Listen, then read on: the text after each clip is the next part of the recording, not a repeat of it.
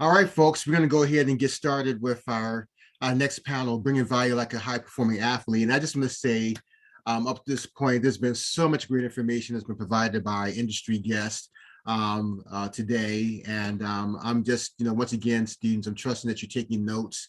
The amount of resources and the amount of advice that's been shared has just been overwhelming. And so I'm just thankful for our industry professionals, but just all that they've shared along with investing your time. So continuing to bring on some more wonderful folks, who are taking time out of their busy schedules to be able to invest in you. And so before I do that, I was reminded of one thing too. So there are some of you who may have, who've been on since 8:30. And if you've been, your student, if you've been on since 8:30, I'm gonna give you kudos for just being a warrior. Because I know it could be a long day just sitting in front of a computer, just taking this information in, as great as it is too. So kudos to you. And thank you to those of you who are just joining us right now. So let's get ready to jump into our next panel. And so actually, let me go back before I introduce everyone.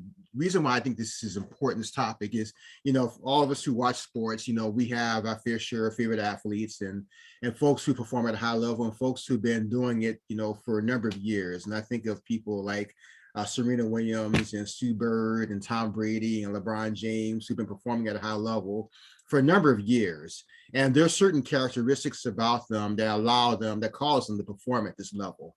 And so I just think it's a great, something that's great to be able to translate into your own sports career journey. So how can you, much like a high performing athlete, bring value?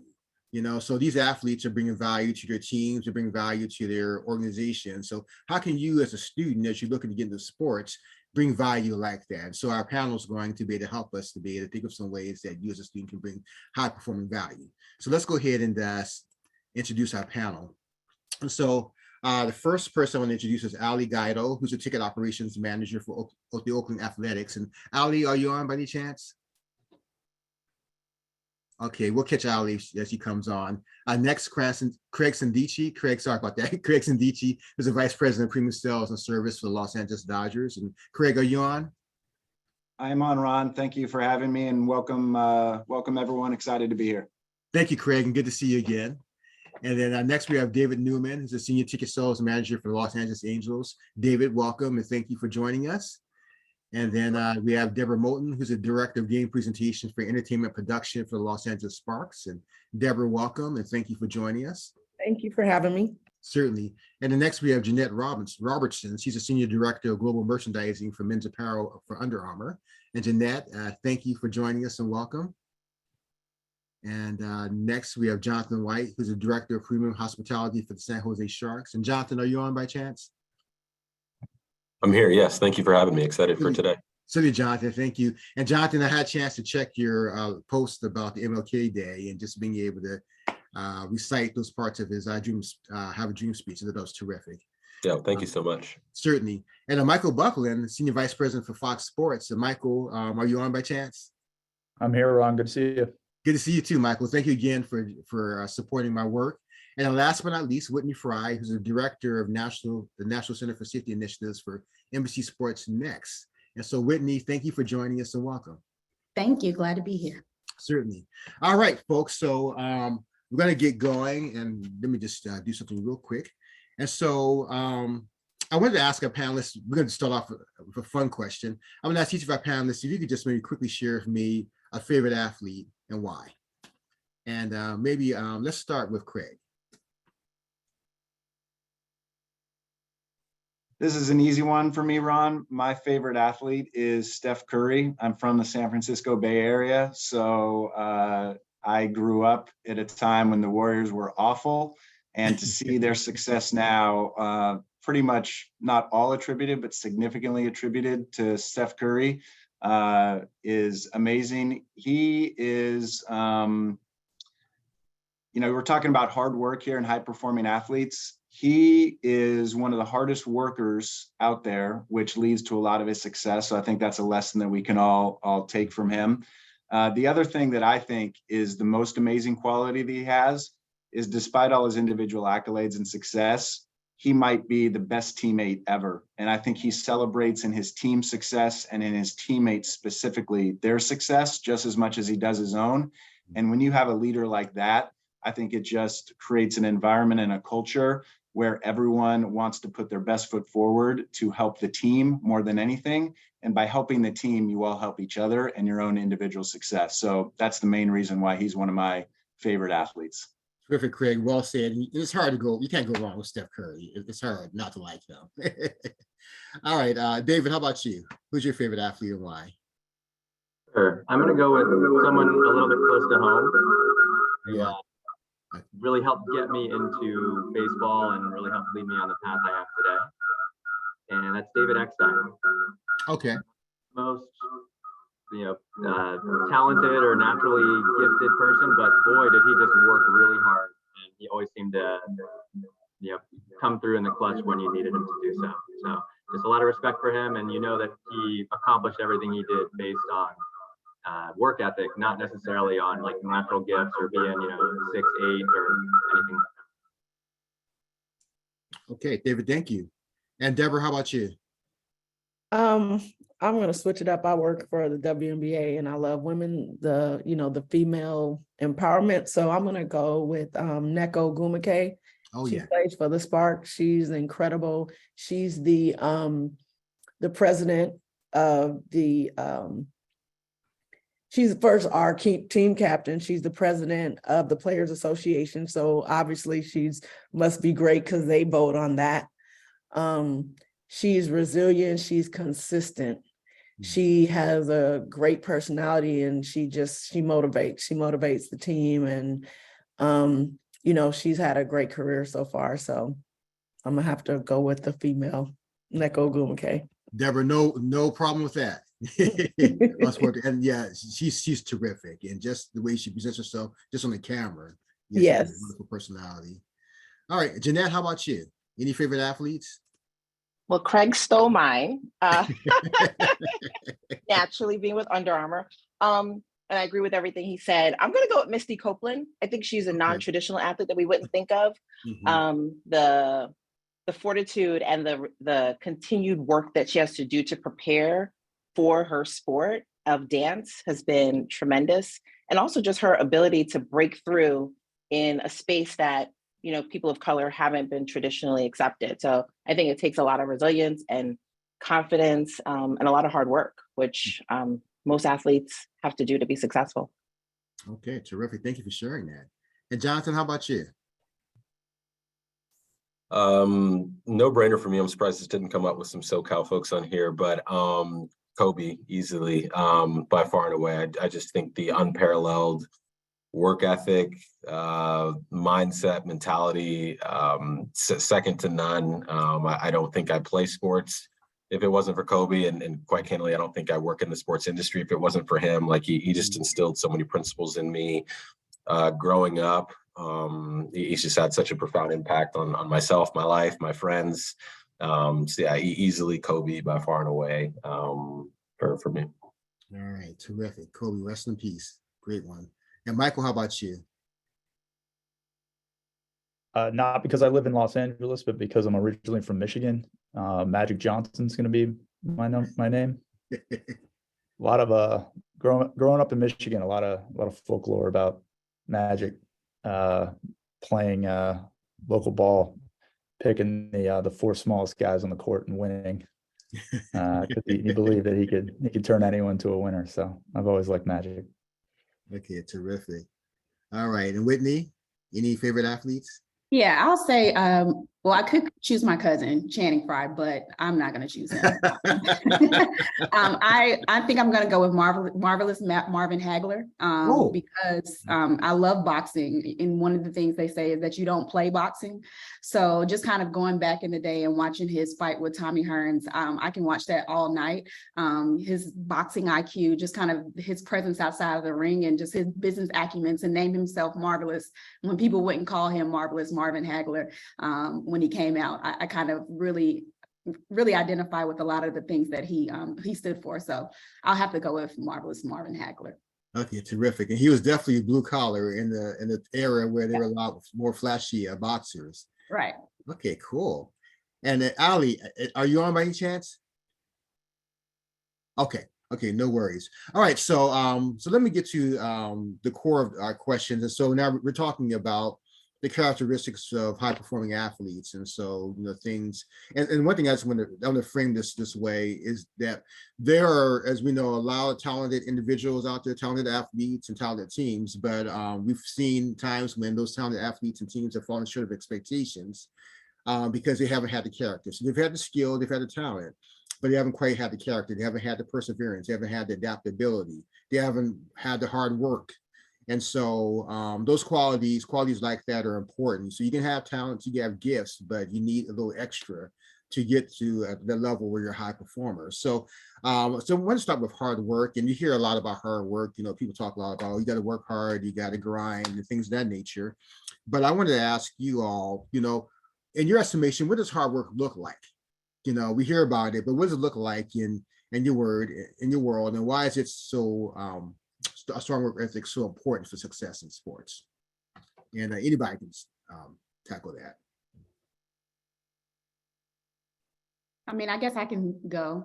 I think one of the questions I often ask in an interview is, what is something that you were ultimately successful at, but that you would not repeat?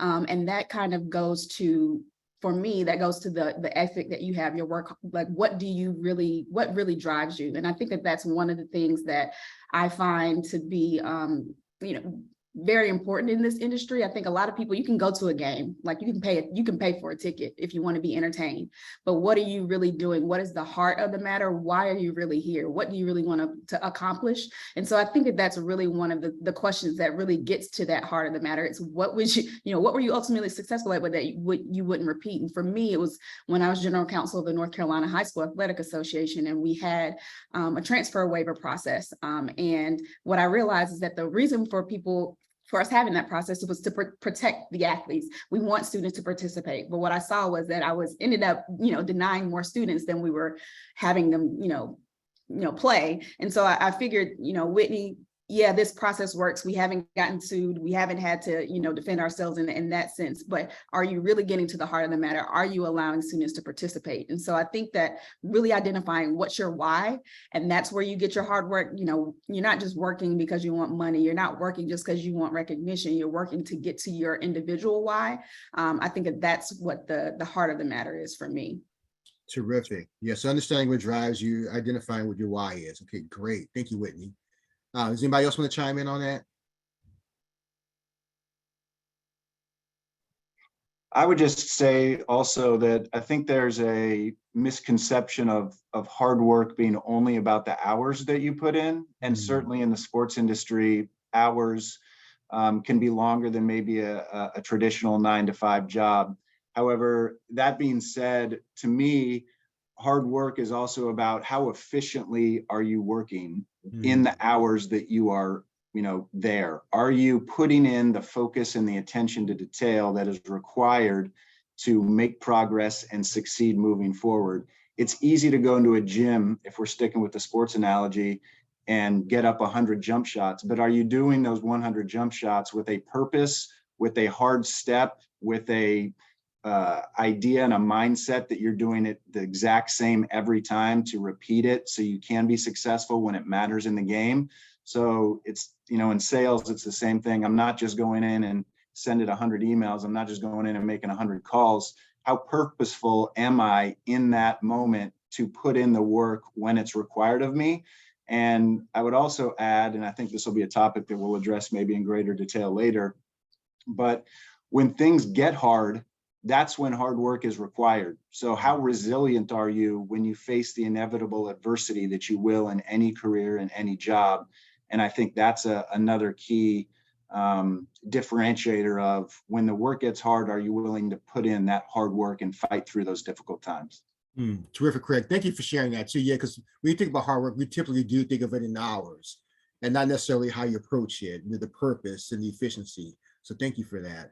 Anybody else want to chime in on, what hard work looks like to you? Yeah, Yeah, Ron, I like. Craig, after you, I'll go second. Okay, thanks, Michael. Just to quickly build on what Craig and Whitney just said, I think the other differentiator, what hard work is for me, and when I look at other teammates at the company, is when you go above and beyond. So you didn't just stop short of what was required. And it also helps you stand out, which I know we're going to talk about the competitive drive later, but how do you go above and beyond with that efficiency within the hours? Because I do think it's a myth that people think the longer you stay or the more face time you get for the hours that you're putting in the work, but it's really, did you go above and beyond? If someone asked you to do something, what was that added value that you brought to the table? Thank you, Jeanette.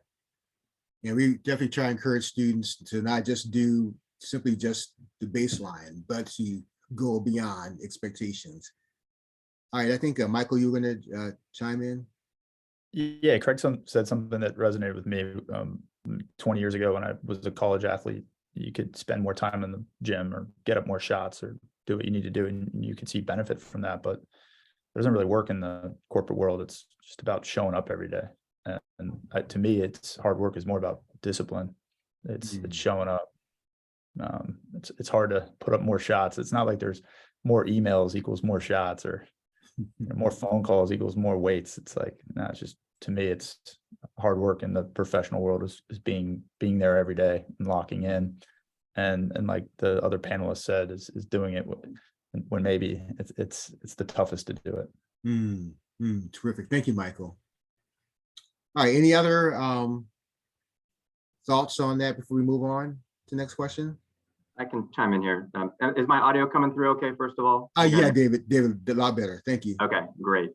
So to me, there's a little bit of a differentiation between hard work, which a lot of us have acknowledged as, just putting in the hours and, working the long shifts and whatnot, going through the motions. But then there's working hard to get better. And I think those are two very different things, because you can work hard, but if you're doing the same thing, you're just kind of mindlessly, feeling like you're making progress. That's one thing. And certainly you need to have that side of it as well. But are you working hard to get better? Are you thinking about how can I do this in a better way?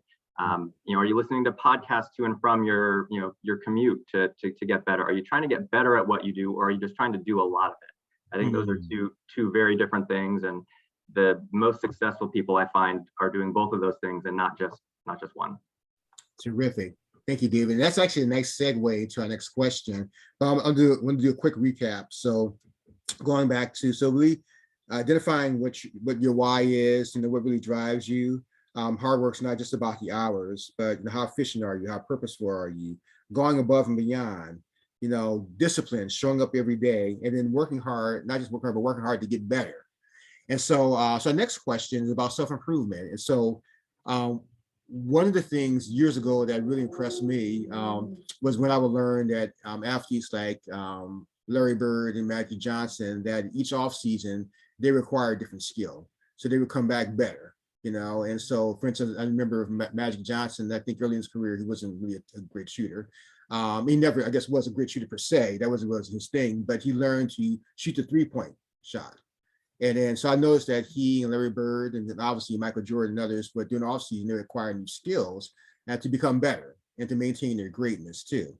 So I want to talk just a little bit about self-improvement. So I wanted to find out what are one of the ways each of you have developed professionally, and how has that contributed to your career progression? I can start off with that. Sure, Debra. I was very unconventional into getting into the sports field and becoming the director of game presentation at the Sparks. Like, that was never like a dream of mine. I have a background, like I started off as a professional dancer, worked in entertainment marketing, and I just happened to know someone that was very high up at the Sparks and just tried it out. But what I found when I tried it out was that it was like a perfect fit of everything that I had done along the way. It all married here. So I'm saying that to say that I had to learn game presentation because I didn't even know like how long a timeout was. I didn't know any of that. And becoming the director is like, it's very unprecedented in this field. Normally you just work your way up, start as an intern, or you may have gone to school for sports. I did none of that. But I'm always trying to be innovative. I'm always trying to be better. I'm always researching. I don't look at the LA Sparks as my standard because we're in the WNBA. I'm looking at the NBA, like, you know, they have way bigger budgets, but I'm always gonna be looking to see like, you know, what cool things are they doing and how can I incorporate that in the W, even though we don't have the budgets that they have and those type of things. But I'm always trying to elevate myself, elevate what's going on, come up with new ideas.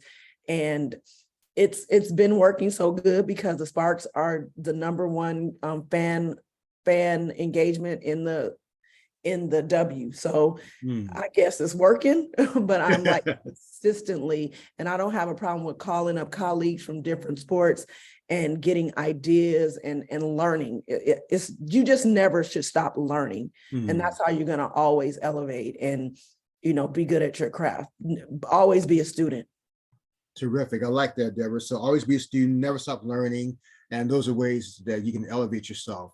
Terrific. And I also appreciate you too, as you said, just not setting your league as just a standard, but looking, you know, at other leagues and just, you know, learning from them too. So that's great. All right, who else wants to chime in on self-improvement? You know, how you've done it and how it's helped your career progression? I'll jump in. I think for me in my career, I've always had like a blessing and a curse of trying to stay focused on the task at hand and the current job I'm doing, but always looking for what's next, what I can be doing, you know, how can I get to the next step in my career? And I think it really came to fruition with me during the pandemic, actually, because I was formerly our director of group ticketing here for the Sharks and SAP Center. And during that time, obviously, we weren't selling group tickets in July of 2020, that's for sure. And I think it gave me a really unique opportunity to take a step back and understand what is it that I want to come out of this pandemic doing? What is it that I want next in my career? I always do a self-assessment every single, I guess we look at our lives in off seasons and seasons now as opposed to years. So every off season, I'm thinking, what do I want next? Is this what I want to be doing in a year? What do I want to do in 5 years? So on and so forth. And during that time, I'd been in group sales for 4 or 5 seasons, whatever. And I'd really identified premium and suites as really something that I wanted to take on next in my career. And so there wasn't a job. We weren't hiring. We weren't promoting anyone at the Sharks. Again, it's June, July, the pandemic. But I sort of identified that as something that I wanted to do. And I think either David or Craig mentioned earlier, but, you know, I started listening to podcasts. I started reading books. I started going back and doing webinars on like the Clubhouse and stuff like that were all revolving around premium seating and how I could learn it, how I could sell it, how I could coach it as someone that wanted to end up leading that vertical. And so then when that opportunity came up, oddly enough, 30 days later at the organization, I was in a pretty good position to take the leap and hit the ground running immediately for a job like that. So now for myself in my current position, I've been in premium for three or so years now. You know, I took some time to get premium under my belt, but I started identifying, okay, what else is next? And so I started immersing myself a lot back into ticketing and learning the service side of the business, because that was a hole that I had identified. Corporate partnerships was something else that I wanted to look at. So I think I'll summarize by saying, I think it's really important to know your strengths, know what you're good at, pursue opportunities that are supportive of your strengths, but it's equally, if not more important, to identify the holes and the weaknesses that you have, you know, as a professional, and attack those twice as hard as you are your strengths, so that you can make yourself as well-rounded as possible and always position yourself for the next step in your career. Terrific stuff, Jonathan. And I really appreciate what you said too, because it's connected well with Debra was just saying too. But yeah, it felt like you became a student of premium and eventually, you know, ticket sales and just, you know, the podcasts and the books and the webinars. And so just that continual learning. So great. Anybody else want to chime in on self-improvement before we move on? Yeah, I'd like to chime in. So one of the things I did earlier in my career, I know a lot of times we talk about networking, but I really use networking in a different way. It was less about meeting people for them to help me get jobs, but I would reach out to people who had jobs that I thought were inspiring or demonstrated skills that I thought would be great. So if someone worked in marketing and they, you know, were really great at presentation, I spent my time with them understanding like, what did they do to kind of build up their strengths and how could I emulate some of those behaviors? If someone was leading a big P&L, I spent time with that individual trying to learn what was their path to get there. And people love talking about what's made them successful. So it's always easy to get time with them. So I think that's something that's really helpful that anyone at any level can really leverage. Terrific. Thank you. So you're looking at folks, you know, who have jobs and strengths that you can emulate. And I kind of too, that was nice to build on what Jonathan was also saying too about knowing your strengths and finding opportunities that align with those. Okay, great. All right, anything else before we move on? Anything about self-improvement? Okay, so let's talk about confidence now. And I love this topic because, you know, students, they're young, you know, in their career journey.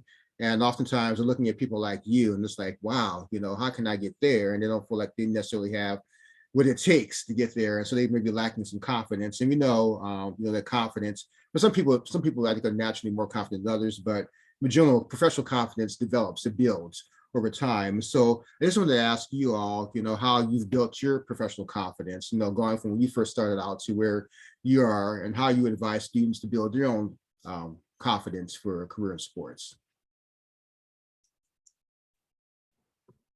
Anybody can chime in on that. I can get us started here.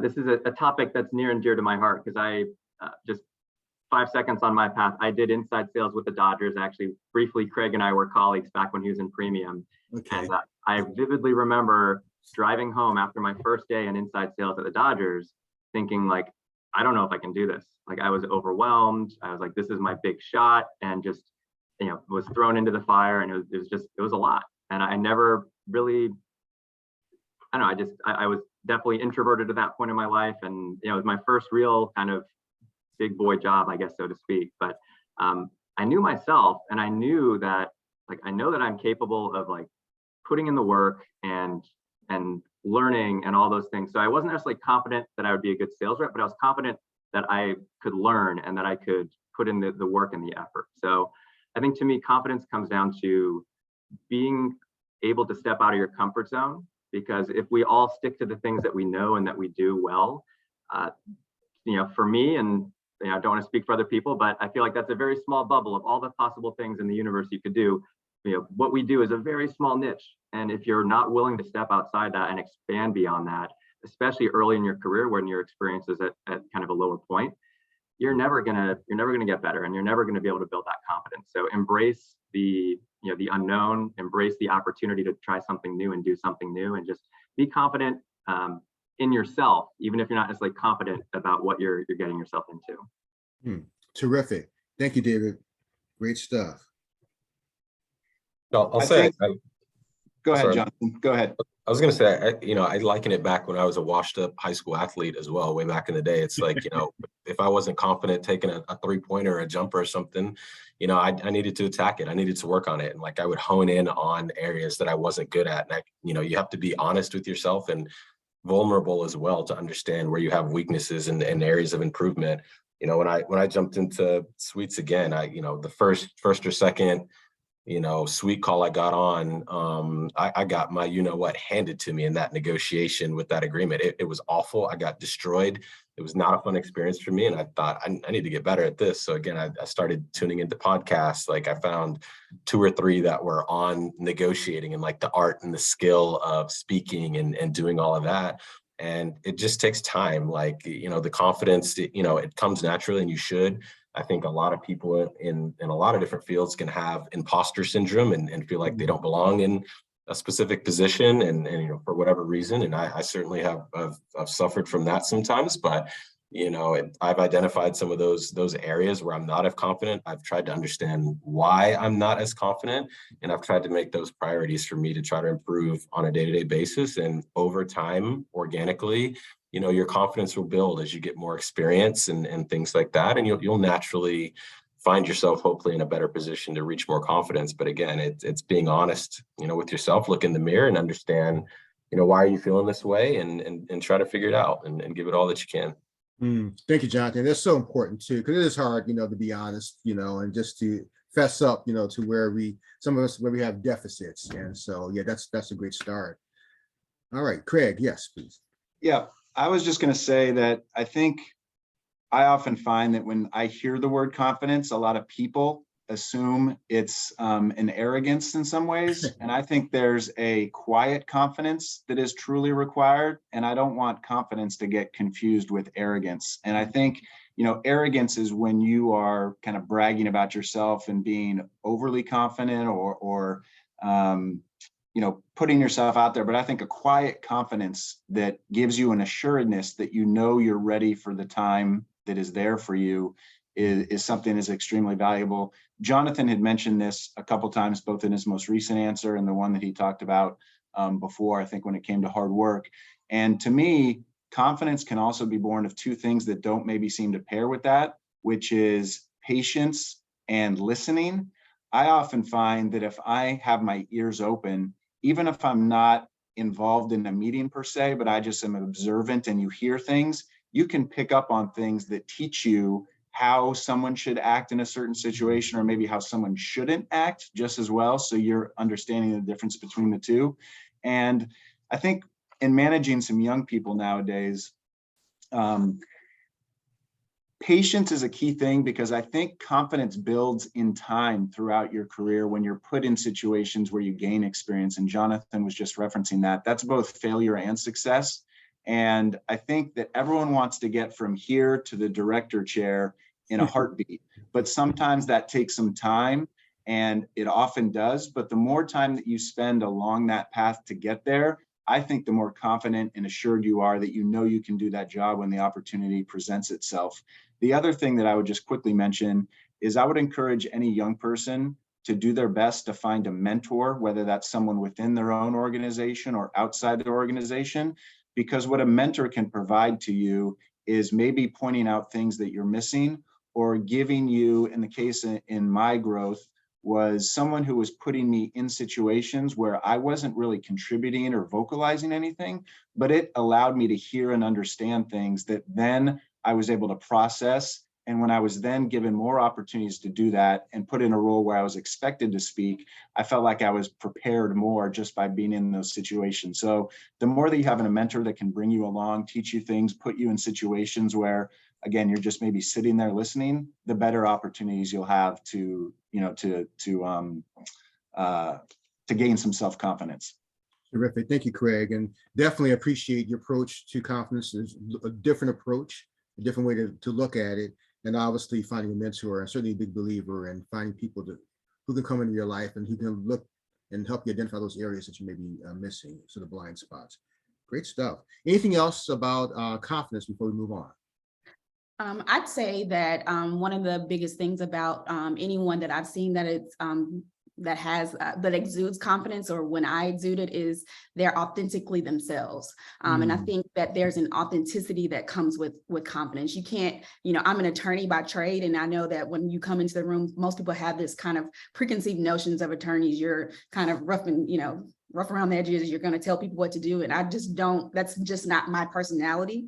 And so when I come in, I actually know what I'm talking about, but I can exude it with confidence. But then I also admit when I don't know something. I know people say that all the time, but at some points you just have to kind of admit when you don't know something, and be confident when you're you can't use confidence when you're describing confidence, but when you're providing information or you're relaying information, it's not necessarily about it's how you say it. And it's not necessarily kind of figuring out which words to pick so that you can fit into this mold of what you think this person in this seat is supposed to be. It's really, who am I as the director in this seat, and can I authentically be myself and provide the information? And when I'm thinking about some of my staff members who may be less confident, one of the things that I do is to figure out, how does each person work and how do I praise them in the way that they'll receive it? And so that I can say, I've identified that you do this well, let's go ahead and continue to do that, and then provide more things for them to do that kind of builds that confidence. And when they get there, then I can slide over and say, hey, I want you to try this out. Or pairing people together who may not necessarily, who have opposing types of personalities. That way they can feed off of each other, learn from each other, and figure those things out that way. But I think the main thing is really being authentic. There's a lot of people out there who just come out and you're like, I'm this, whenever I introduce myself, I don't say I'm Attorney Fry or anything like that. I always say I'm Wit. And I think that that's really important, because if you lead with who you are and not what you are, that authenticity and that confidence really does come through. Yeah, Whitney, that's great stuff. And I don't think we can hear enough about being authentic. We had a panel earlier of networking authentically, and Craig may remember this. He served on the panel, a couple of years ago. And yeah, the authenticity is so important. And it needs to be said to anybody, but definitely to our younger folks, because they find themselves in those positions where they're trying to get to a certain direction and they're meeting people that they're impressed with and they want to be impressive. And the next thing you know, you're manufacturing a whole different identity too. So thank you for sharing on how that ties to confidence. Okay, you guys, great stuff. Anything else before we move on to the next point? Yeah, Yes. Ron, I had a Yeah, quick one that I thought sure, might Michael. be helpful and memorable. A lot of times when you're trying to find confidence, you're kind of looking at yourself, but normally you don't have a job unless someone hired you, and they hired you because they believe that you're good at the job. Hmm. So it's not just you that has to believe in yourself. Remember, the person that hired you believes in you too. I also think sometimes when you're trying to find confidence, you have this belief that you have to know everything, and you definitely don't. You have to know what you need to know, nothing else. And there's nothing that I found shows that someone has confidence when they just say, I don't know. And I found those two little things to be very helpful in my career, if they might be helpful for others. Yeah, thank you for sharing that too. And I think the first part, too, when someone hires you, they hired you for a reason, because they had confidence in you. And then also too, just being able to be confident enough to be able to admit when you don't know everything. And like I said, not knowing, having to know everything, but know what you need to know. So great stuff. So let me just do a quick recap. And so heard, about stepping out of your comfort zone, embracing the unknown, honing on areas that you're not good at, being honest with yourself, having a quiet confidence and not confusing that, not having it be confused with arrogance. Let's see. I'm sorry, you guys, my writing's not the best at the moment. I was doing pretty good. Confidence builds over time. Being authentically yourself and being able to show confidence, through being who you are, and not necessarily what you are. And then obviously what Michael just mentioned as well. So great stuff, you guys. So let's move on to the next point, competitive driving. Students, I'm gonna take a moment, probably after this question, and give you a chance to ask some questions. And panel, I think I'm going to, because we're not gonna have time to cover all 6 points, because I want to give students a chance to chime in. So let me jump to one that I really, all of them are important, but I really think we'll spend a little time on is resilience. And it's because trying to find an internship or a job, in any career field could be challenging, and particularly if you're gonna try to do it, during a tough time like a recession. And so, so breaking the sports is tough, and it requires what I think is perseverance and resilience. So I wanted to ask you all just to talk a little bit about that, and maybe share from your career, maybe what you felt was one of the toughest challenges you faced in your career, and just any lessons learned that you can share with students as they advance into their own sports career. I can start. So many, you said just one. So let me think. I think the biggest one is being open-minded. I think and I think Craig might have alluded to this earlier, but being willing to try something new and break out of what you're expecting. So you may have in your mind a role or a team or a brand or something specific that you want to work in or for, but be open-minded. There may be a smaller company or a different way of looking at it, or a role. I've had roles offered to me as I transitioned between other roles that maybe not been ideal for me, but what I used that moment to do was, what is the skill set that I can take from this? If I wasn't managing a team or managing a P&L, like, can I learn influential skills? So think of every opportunity that's presented to you as a learning opportunity and something that can build towards the next one. Okay, terrific, Jeanette, thank you. Anybody else want to share maybe a challenge, one of the toughest challenges they had to face and how they worked through it, any lessons learned? I would say that working for the W is kind of a challenge in itself. And just like I was saying before, we don't have the budgets that like the NBA has. Like we're so, the salaries are miles and miles away from each other, from the females to the males. So just navigating that, and in the process of navigating that, you have to really be creative and open to suggestions and thinking outside of the box. So it's been a challenge budgetary wise, but you can take small things and use them and, do bigger things with smaller things. So I love the challenge. It's just made me that more creative. It's made me reach out to my network more to get help with certain things. You know, it's actually been somewhat of a blessing, because I know that if I go to the MBA and have a budget, it's just going to be that much better. Terrific. Thank you, Debra. Anybody else want to share about share a little bit about my experience when I was first getting into the industry.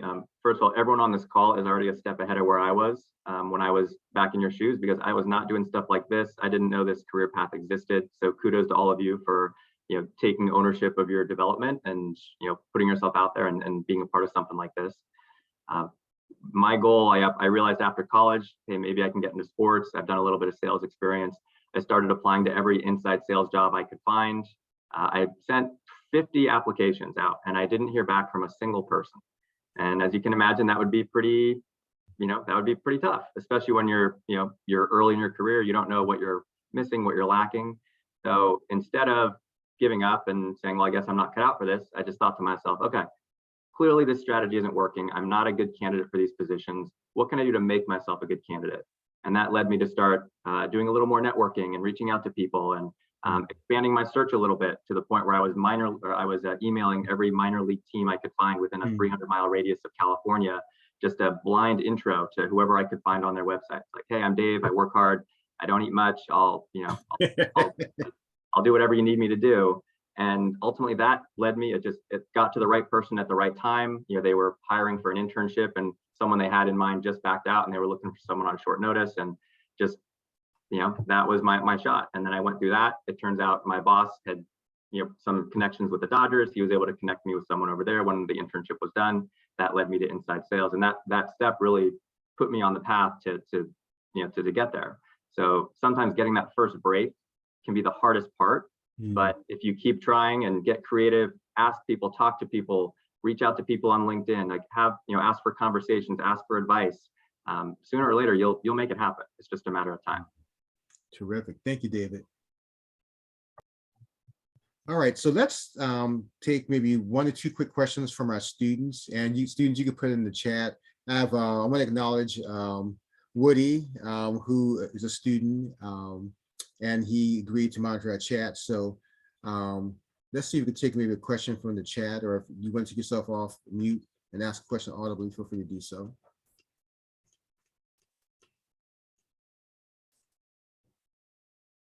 And let me just open up the chat too. Let's see. All right, so let's see here. I see Jose Magana says, to anyone in the panel, this is a question for anyone in the panel. When you're struggling in your job search, especially in this industry, how do you keep your confidence and morale up? Terrific question, Jose. So, and maybe you have one, if our panelists tackle that one. How do you keep your morale up when you're struggling in the job search? I would just say that to me, it boils down to 2 things, Jose. When you wake up in the morning, you have a choice. And the choice is you can either be positive or you can be negative. And that's a shift in mindset that needs to happen.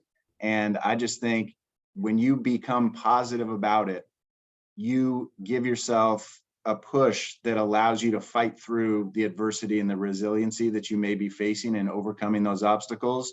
And just when you think it can't get, any more difficult, it might.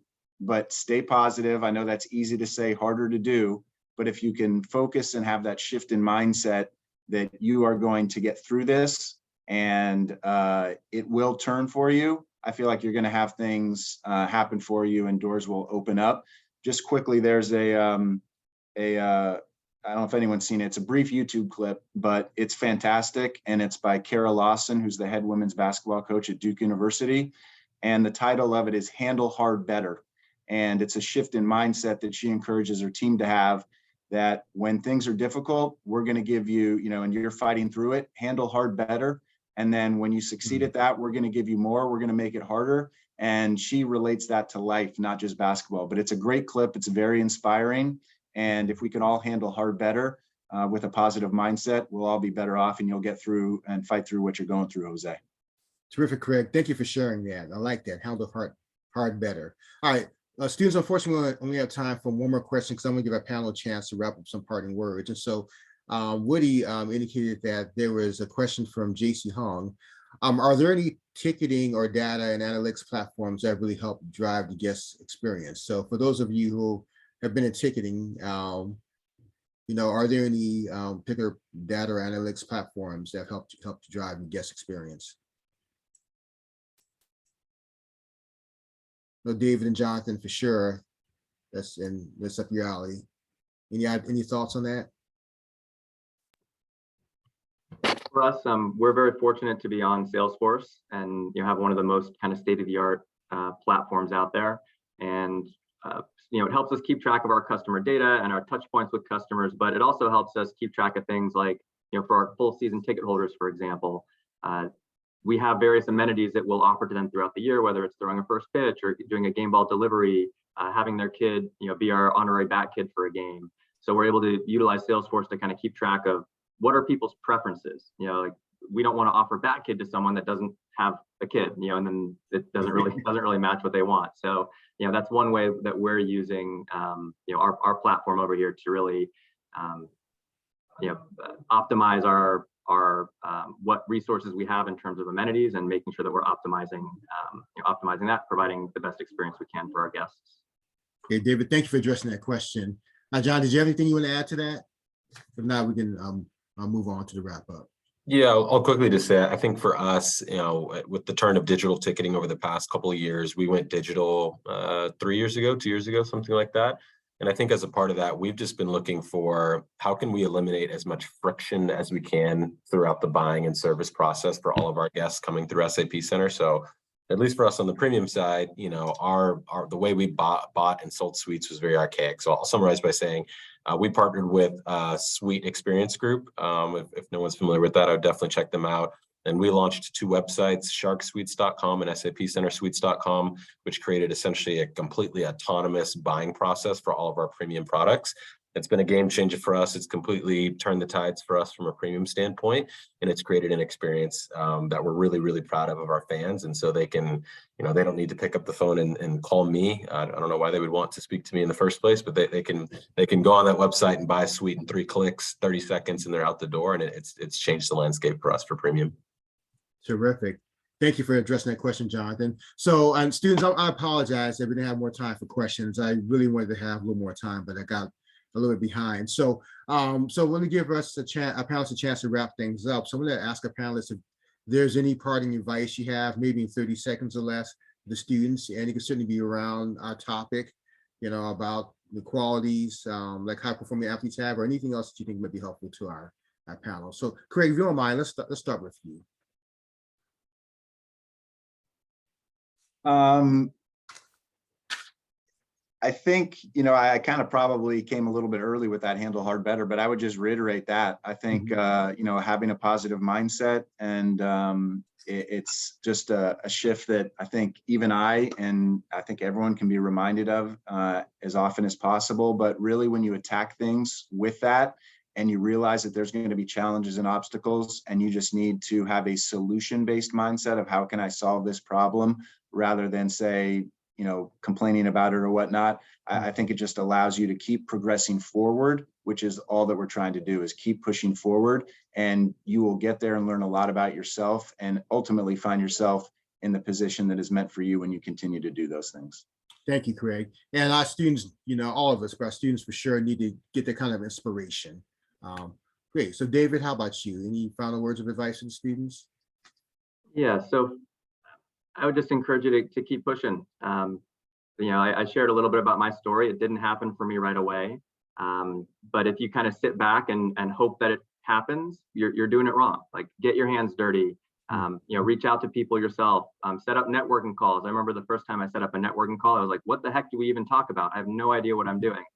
But stepped outside of my comfort zone, struggled through it, learned some good things along the way, and then, continued to do it and got a little bit better. So, you have a lot of control over your destiny, and you can't always control the timing of when and where things happen. But if you build relationships with good people in the industry, you ask, sincere questions, you're respectful, sooner or later, you're gonna come across the right person who's in the position to, to help you out or give you that piece of advice you've been needing to hear and help you get to that next step. Terrific. Thank you. And Debra, how about you? I would say, don't give up. Do as many internships as you can, and in different departments if sports is your thing. Because you may find, what your niche is. You may like sales, you may like game presentation, you may like marketing, you may like sponsorships. There's a plethora of different jobs and departments that you can do internships in, and different sports as well. I'll say this, and go above and beyond when you do, because when you stand out, when there's a job available, you're going to be remembered. And I can say that because I hired my intern when I had a job available. She interned with me 2 times. She was amazing. And as soon as I had a job, I remembered her, and she's now my coordinator. So just be diligent and ask as many questions as you can and learn as much as you can. Terrific. Thank you. And Jeanette? I agree with everything everyone else has said. And I would also build on what Whitney mentioned earlier about being your authentic self. So with every interaction that you have with mentors, cold calls, LinkedIn connects, interviews, cover letters, find a way to differentiate yourself. Think about what's your story. A great mentor said to me once, what does the press release about you say, 5 years from now? Maybe yours is shorter term. Like, what does your press release say about you when you get this job and they hired you? When they hire big executives, there's always a press release. Like, what would that look like? And figure out a way to tell that story through your communication, so that they can see how inspired you are, as well as how hard you're willing to work and how you're going to add value to their organization. Great, thank you. And Jonathan, how about you? Yeah, I'd just say for those that are currently looking for opportunities in sports, I think one of the bigger mistakes that I made early on in my career was really trying to silo myself into, I only want to work in basketball, or I only want to work in the NFL, something like that. And I would just encourage everyone, do not stick your nose up at any opportunity. It doesn't matter the league. It doesn't matter if it's pro sports, minor league sports. Whatever it is, it's really easy to get distracted by the logos in some of these. And there's some really cool brands up here. We've got Under Armour, we've got MOP, we've got NHL. Obviously, there's a lot going on. That's not the most important thing. The 2 things that I try to focus on every time I'm pursuing a new opportunity is, is there room for growth and development in the position that I'm going into? And secondarily, and I would argue this is most important, is there good leadership there that values you and is going to put you in the best position to succeed personally and professionally? If you don't have good leadership, it doesn't matter that you work for the Lakers or the Sharks or for Fox Sports. None of that matters. And so if you can keep those 2 things as your North Star, I assure you will land in a really good spot organizationally. Terrific, terrific. All right, Michael, how about you? Any parting words of advice? Yeah, I think a lot of people in our industry are naturally competitive. It's sports. It's emotional because it's sports. People work long hours. It can get tiring. People can lose their patience at times. But throughout it, I think just please always work hard, harder than maybe you think you need to work, harder than you know how hard you need to work yet. Treat people really, really well, even on your tired days, even when you're hungry, especially at the weirdest and off hours and the most trying times. Treat people well, and I promise you, it will be much more enjoyable if you have fun along the way. It is, at the end of the day, it's sports. It's probably your passion. That's probably why you're here. Just remember to have a little fun. Terrific, thank you. And last but not least, Whitney. I'll just probably say 2 things that I agree with what everybody else said. I'll say one thing that I always want to iterate to I guess the young people. I still think I'm young, but is don't do anything on LinkedIn that you wouldn't do in real life. So if you are going to add, any of the panelists, or add somebody that you like, or appreciate their skills, let them know, if you've met them before, or the reason for kind of reaching out, because you get so many LinkedIn connects every day, and you kind of want to know what is your purpose here, but then also kind of create a life model for yourself that can govern everything you do. Mine is to make an impact of positive change wherever I go. So whether that be going to Bojangles or me being at work, and it kind of helps me to direct my focus. Kind of every year underneath that umbrella, I have my own kind of tagline for the year. And so I do it for my birthday, not like a New Year's resolution, but one that kind of for my birthday, I just do it every year. So this one is kind of steward your abundance, so that everything I'm doing can kind of really focus and hone in on what I'm doing. And whether it be at work or in life, I can always kind of refocus myself based on that kind of tagline that I've created for myself. So everybody talks about your own brand, but kind of be very intuitive about who you are and, you know, where you come from, kind of make that pride shine through. Great stuff.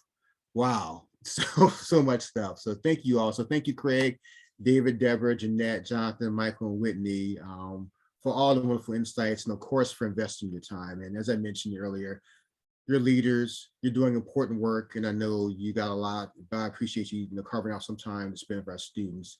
And as I've mentioned in the past to other industry professionals, you are making a difference. And I know that some of our students, and not all of them, are really taking in what you're sharing, and it's going to help them, to be better and accelerate their progress in the sport. So thank you very much. And I certainly look forward to staying in touch with you all as well. So be well.